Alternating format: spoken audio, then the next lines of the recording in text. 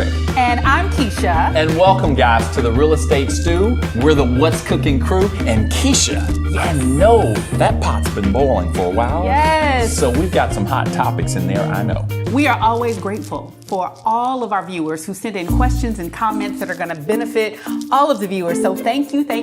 So let's see what's in the pot. Yay. Ooh, and it is hot. Are y'all ready? Woo.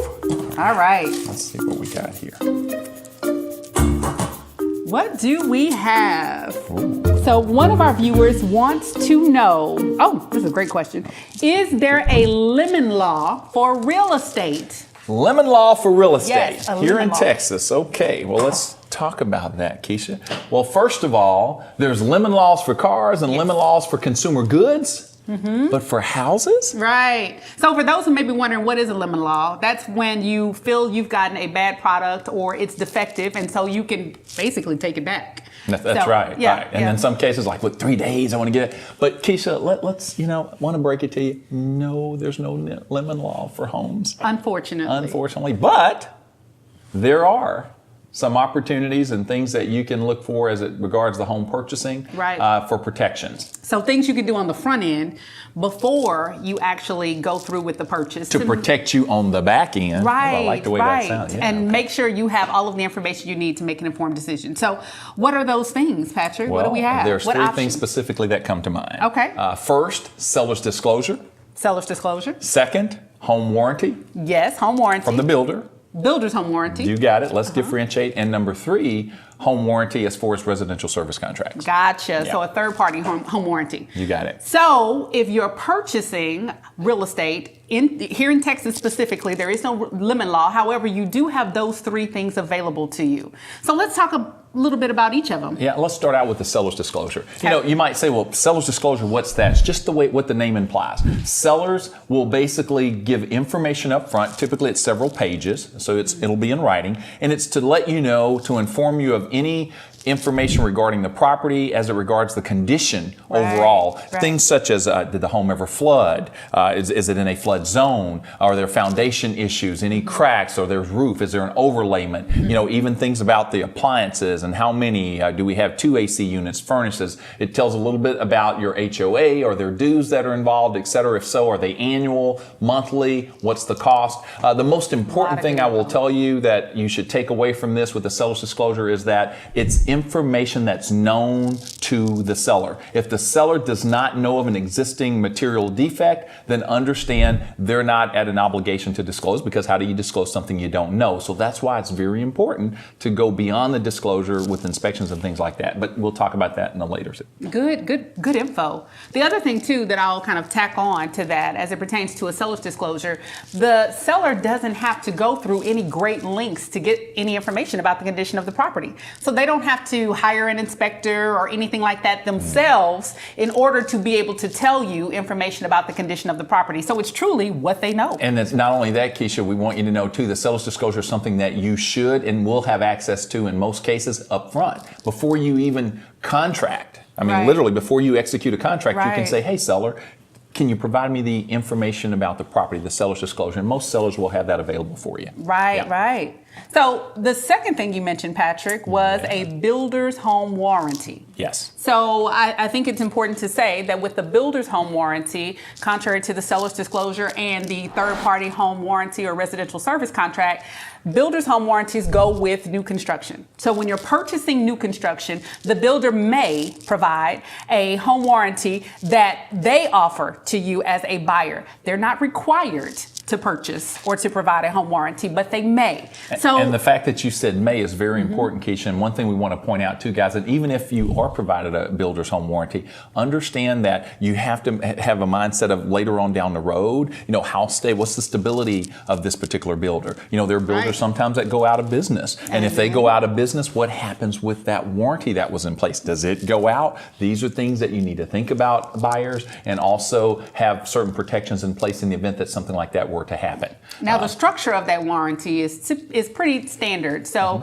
you'll often hear the warranty referred to as a 1-2-10 or a 2-10 warranty, which means for the first year, just about everything in the home is covered, Correct. aside from cosmetics and living things like grass and trees.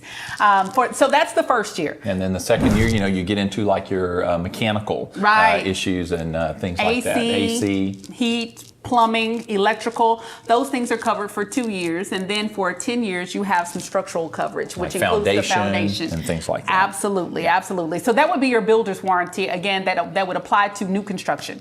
So the third thing you mentioned was Another type of warranty. Right. Right. But we refer to it as a residential service contract. So like a third party home warranty.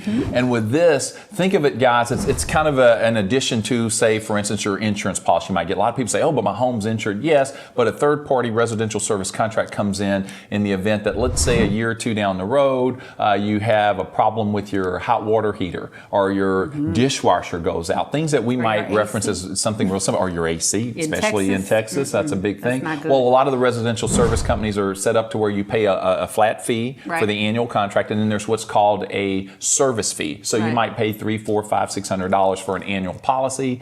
Covers 12, 13 months. If you have an issue, you call up the company. They charge maybe $65, $75 to come out, and then they will look at the item and either repair or replace the item. if And it's just got- like any other contract that you're entering into, you just want to make sure that you understand the scope of coverage, because all of the residential service contracts, the providers structure their contracts differently and their agreements differently. So you want to be very clear about what's included and what's not, and what is expected of you as the homeowner or home buyer. Because there are things, Keisha, like what we refer to as pre-existing conditions. Mm-hmm. So for many of our home buyers, that's very important, because you may have your home inspected, but something could be missed. And then 3 months into this process, you've just bought a $100,000, $200,000 house, and all of a sudden you have an item that's broken, and then you get a service repair company to go out and says, oh, well, this was existing. Right. There's proof that this damage was done 6 months ago. Uh-oh, what do? Some companies do not cover that. Check the policy, because some do. And for many of you, depending on the home that you're purchasing, you may have a need for that coverage. Yes. So that underscores again the importance of the inspection. Yes. Get a third party professional to come in and check the home before you purchase. So before you close on the home, you have an opportunity to call someone in and give you information on the condition of the home and different components of the home. And with that being said, guys, Keisha, don't want to forget, we were talking about this earlier. We've been saying for a long time we're going to do this, and we said we're going to, listen, Yes. we are going to have a special episode where we are going to actually take you out on site live with us to actually go through an inspection. We're going to walk a property, and we haven't decided if it's going to be resale or new, but whatever the case is, guys, you're going to love it. We're going to have an actual inspector, and we're going to go through, and you're going to get to see how it works, why it works, what's important about it. And trust me, once you see us go through this, guys, any of you out there thinking about buying a home, you're going to be getting an inspection. So now, if you have any questions about anything that we've covered in this episode, please reach out to us. We love to hear from you. And you can email us, you can like, you can comment, you can subscribe. And now, guys, don't forget, hit the bell. Absolutely. All right. So thank you so much for joining us. It's always our pleasure to be here with you, providing great real estate knowledge. We hope to see you next time. Bye, guys. Bye-bye.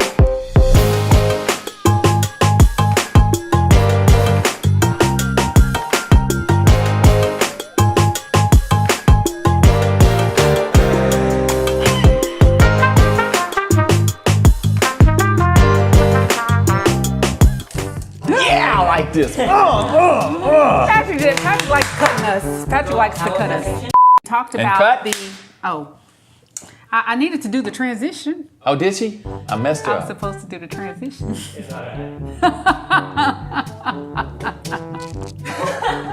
I'm sorry, Roy. I'm sorry, Keisha. That's okay. For everything. So what are a few other things? No, I think you did. I'm sorry. Okay, good.